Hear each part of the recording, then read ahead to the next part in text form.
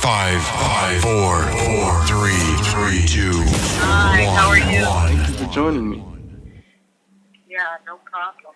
Yeah, so you've been busy releasing music.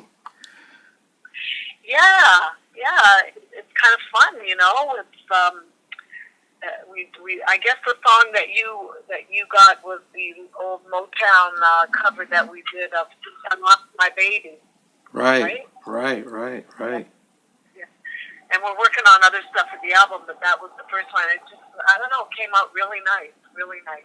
Where did you record the song? I recorded it in Philadelphia with Butch Ingram. He has a studio in his house with Society Hill Records. His label. And he has like a real state-of-the-art studio. It's really nice. Last week I was in Nashville, and I was, riding up and down the street where they have all the studios, and they're all houses, next door to the other. Like amazing how much stuff they can put in the studio these days. Right. I mean, back in the old days, it was like those big, huge butterfly bins and big baffles and things like that. Now with all the, digital stuff, it's all very compact and amazing to work with. When did you start singing? When did you start? When did I start? Yeah, I've always wondered I had that. my first hit record in 1977. As a child, when did you know that you wanted to be a singer? Oh, I can't even remember, but I was like always, I really had a drive. I was passionate about singing since I can remember. I mean, when I was really little, I used to sing for, all my friends and make them listen to me, like force them to be my audience. Right. And, any party that was going on or anything, I would be the one to get up and entertain everybody and sing. I just always loved singing. It was just like a real burning passion. It's always been there. Who were some of your influences? Well, I grew up in a little town in Canada called St. Thomas, Ontario, not far from Detroit. Like the closest U.S. town was Detroit. So I listened to Motown. I listened to CKLW and a lot of, R&B and a lot of just mostly R&B and soul music. Right. Aretha Franklin. Of course, back then I was also singing Janis Joplin and Grace Slick and Lydia Pence and, bluesy stuff. Right. Those were my early influences, could really sell a song from their passion more than their art, if you know what I mean. I was watching your videos on YouTube on your page, and I just started those. I just started doing them. Yeah, I just decided that would be fun to do.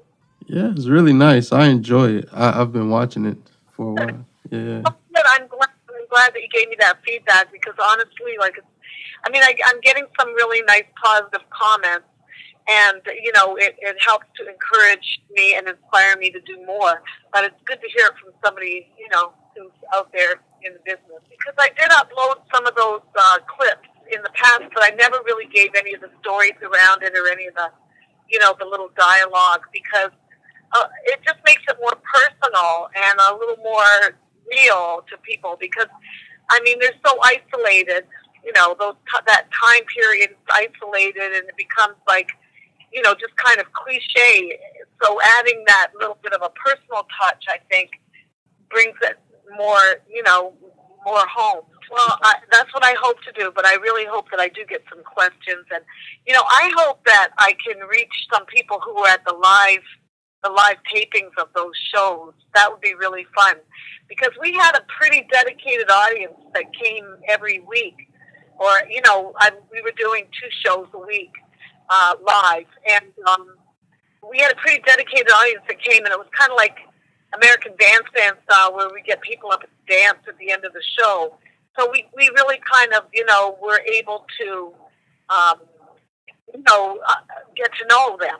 The show went on for about 3 seasons. We did 2 shows per week, but we worked every day, morning till night. Ah. It was Yeah, we worked every day because some of the things were taped. Most of the things were taped to a live audience, the openings and closings, and some of the production numbers.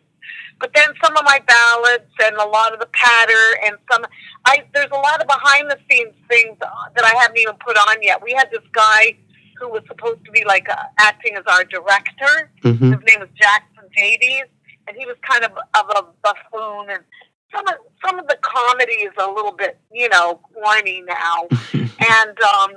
And so I haven't put any of those on, but I'm going to put them on, and I'm going to explain what they were about, and when they're a little cringeworthy, I sort of, I warn them in advance, okay, this gets a little corny, but, a lot of people remember this guy, Jackson Davies, who was like our director, pretended to be our director, and he was constantly getting himself into trouble, And so I'll put on like 2 or 3 little clips of him doing silly things at some point. And I have a really good clip of Howie Mandel I'm going to put up, coming up soon this week probably. He came on the show when he was like, I want to say 20-something, maybe not even 20, I don't know. And he had just come like fresh from Toronto. He was a Canadian act, Canadian content, which was really, important to us.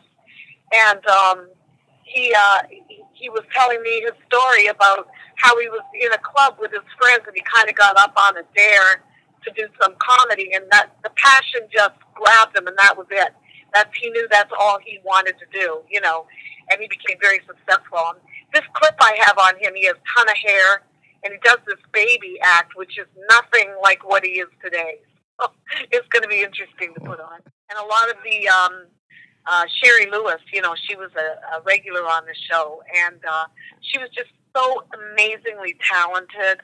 I mean, with all of her puppets, but oh my God, this woman, she knew how to sing and how to dance, how to do this ventriloquist stuff.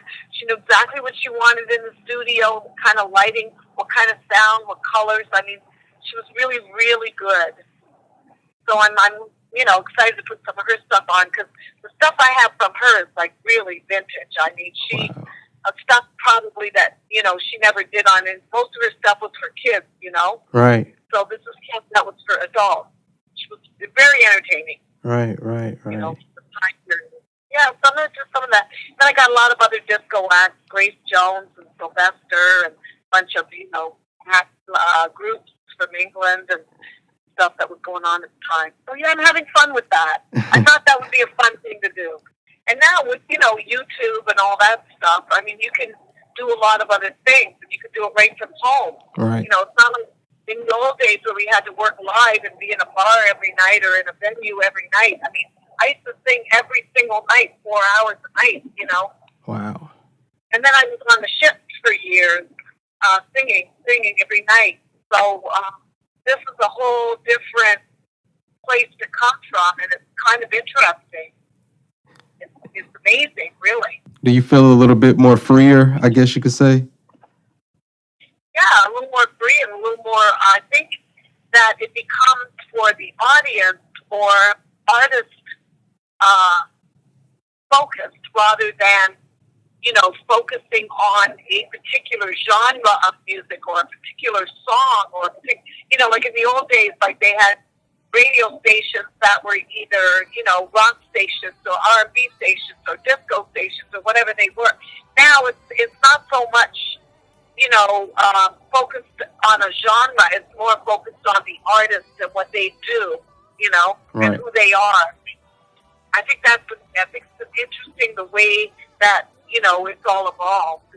I'm thinking of, finding some more obscure old Motown and, covering a couple of those tunes. I love Motown, and, I think it's time for that again. But that my partner, Robbie, who was in those shows, he passed away about 10 or 12 years ago. Mm-hmm. So, we were a husband and wife singing team.